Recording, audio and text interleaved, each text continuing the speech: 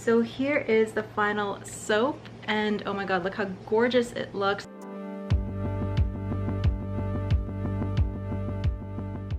Hey guys, welcome to another video. Today's video is, I fell.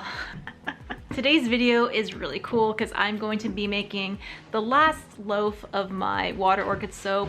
I mentioned before that I'm trying to cull the scents that I have. I have way too many soap scents. And I finally reached the very last of my fragrance oil for water orchid, so this will be my very last loaf. If you're new here, welcome. My name is Jerica and I am the owner and creator of Quench, and it is a soap and bath bomb company. So if you are starting a business like mine, feel free to subscribe because I talk all about how I make my products and how I sell it, and all the behind the scenes action of how I make my business runs. That is something that you're into, subscribe. And now without further ado, let's get into it. We are in my kitchen. So for today's soap, we are using the very last bit of this water orchid fragrance oil that I got from Candora Soap. I love this smell, and for a long time this is actually Kale's favorite fragrance oil. So it's very floral, but it's also masculine. Men really like this scent as well. There's a bit of jasmine in there. What else? What other notes are in this, Kale, that you liked? Jasmine, kind of like a floral scent. Yeah, I mean, there's a lot of water coolness to it. If you're wanting to get a fragrance that is floral but is not too overwhelming and also doesn't cause your soap to immediately seize, I highly recommend water orchid. But for us, we have our Georgian base soap, which smells a lot like this, and we don't really need two water type scents. So our neighbor is snow blowing right now, so that is the sound you hear in the background. We share a driveway with our neighbors. We swap turns on who snow blows our driveway, and right now it's their turn. And on the really heavy days, sometimes it's a double snow blower day. I completely cover you.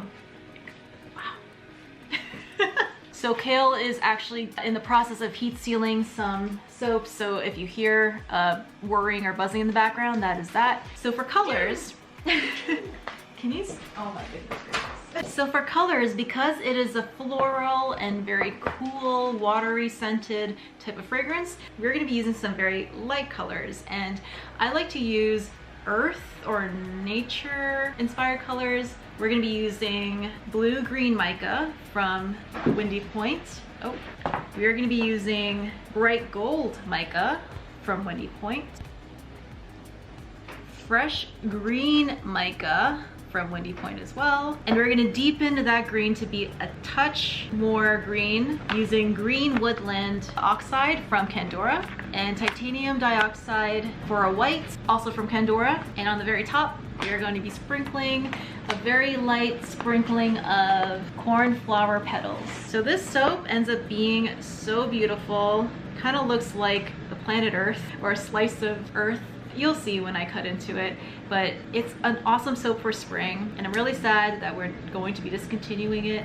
These are the types of decisions you got to make as a business, and if something isn't selling as well, or if there's other scents that are very similar, it is always in your best interest to simplify and cull those scents where you can. So the first step I'm going to do is mix my water and lye together. I use a water discount ratio of 1.5 water to 1 part lye, and I will let that solution cool for 2 hours. And in the meantime, in those 2 hours, I will be mixing my oils, putting my hard oils, coconut oil and shea butter on the stovetop to melt slowly over time, and then mixing my other oils, olive oil, hemp seed oil, and castor, and just basically getting everything prepped until my lye water solution is cool enough for everything to be mixed together.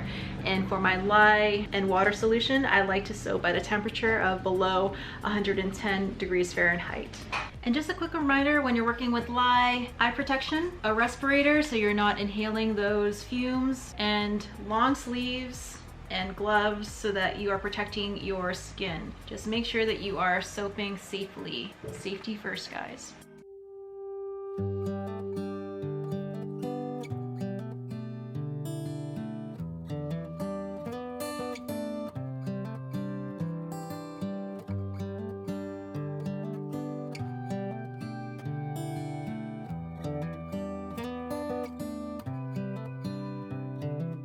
This is as good a day as any to start the rebuilding of life. The roads that lay open are many when the old one's gone under the knife. And I can feel the sun on my skin, beginning to thaw from within.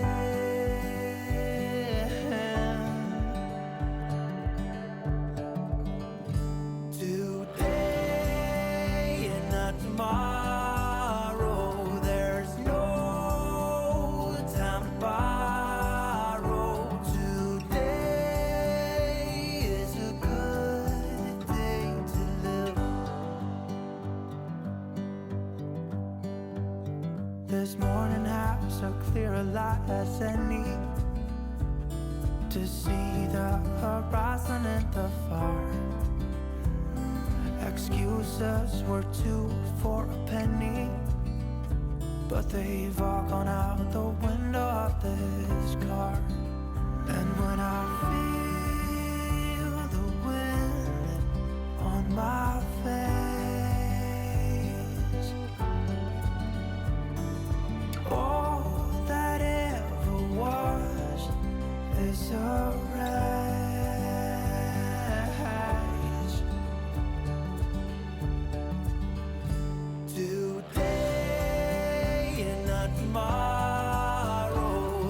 So the lye and water solution has cooled down to below 110 degrees Fahrenheit. Our hard oils are now melted. I have my mold lined up and I have my colorants at the ready. I am ready to pour now at this point. I'm gonna get Kale to help me film because he is really good at filming me, and I can focus on pouring and getting everything right instead of moving the camera around. So I'm gonna do that, and can't wait for you guys to see how this all comes together.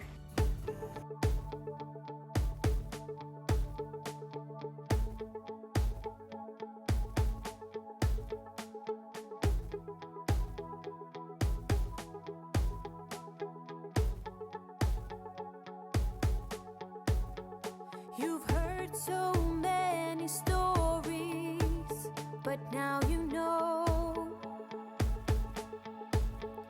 that all you have are worries. They come and go.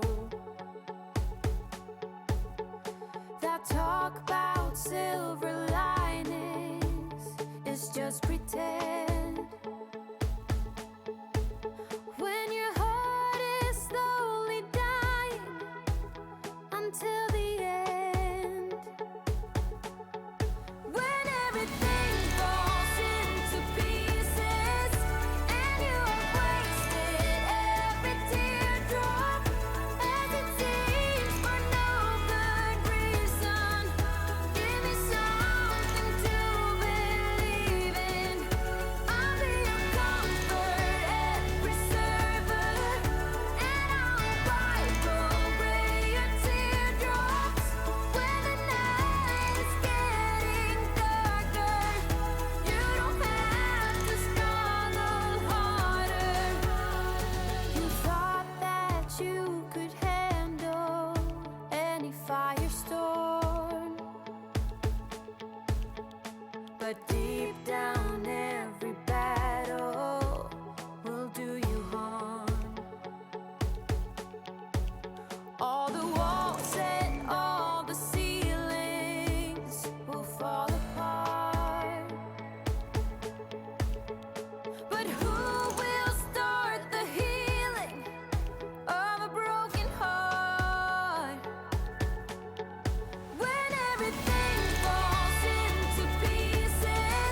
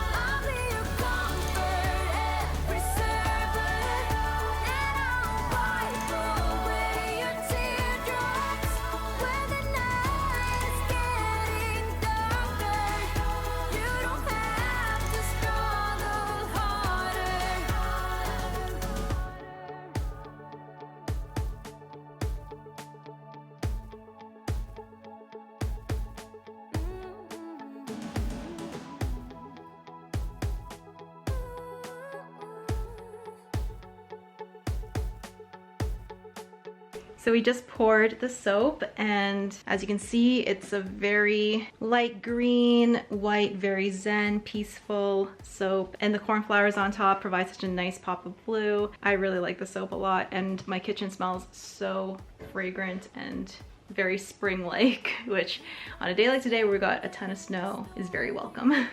So now the only thing left to do is to put it into the oven, and what I usually do is I set the oven on its lowest setting, and then once it reaches that, I turn the oven off, and then I put this soap into that oven where the heat of the oven will help the heat from the middle of the soap reach to the edges, so that I avoid getting that gel ring that some soapers get because the outside of the soap is not as hot as the inside of the soap. And then once that is done drying overnight, I'm able to cut this, and that's when I will see you again in this video. So see you tomorrow when I cut the soap. Hey guys, we are back and it is the next day. My soap is now dried and we are going to be cutting it right now.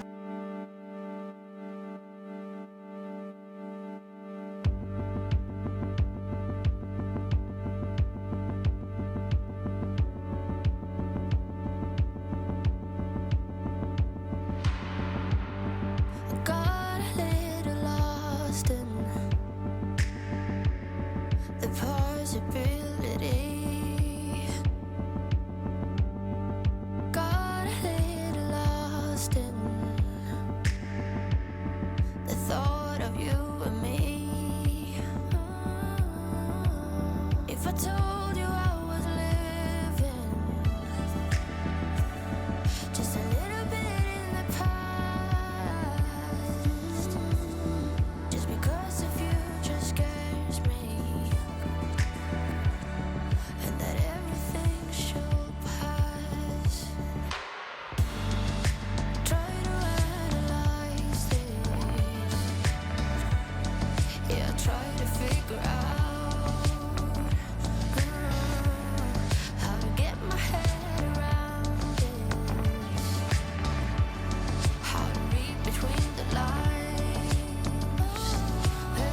So here is the final soap, and oh my god, look how gorgeous it looks. Does it not look like the ocean and land and clouds swirling on top? It's actually the perfect soap that you would want to make for Earth Day or something, which is coming up in April. I think the official Earth Day date is April 22nd, but oh my gosh, the soap looks gorgeous for that, and it smells so fresh. I used Water Orchid from Candour Soap. Highly recommend that. It is such an amazing scent, perfect for spring. But it does cause soap batter to accelerate slightly. If you're uncomfortable with a fragrance oil that causes soap batter to move a little bit quickly, maybe don't use a water discount when using this fragrance oil. But other than that, the smell is just fantastic. It smells so good. And the cornflowers on top just look so cute. I get asked this question a lot, and I'm gonna answer it here again. This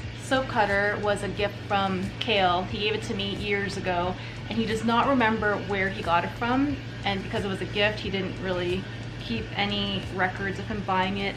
Trust me, I asked him and he does not know where he got it.